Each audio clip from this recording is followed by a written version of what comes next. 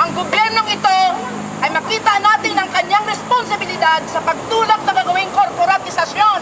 Itong 26 na ospital mula sa iba't ibang mga rehiyon at dito sa Maynila, ang kanyang responsibilidad na ibigay sa mga pribado o sa private, ang responsibilidad ng gobyerno sa kalusugan na dapat ay kanyang panghawakan.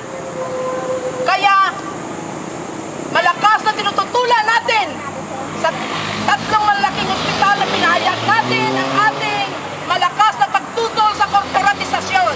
At alam natin na kung ang korporatisasyon kung yan ay talagang may tulak ng gobyerno, kamatayan ang magiging hangganan ng ating kababaihan, ng mga bata at ng mga mahihirap na mamamayan.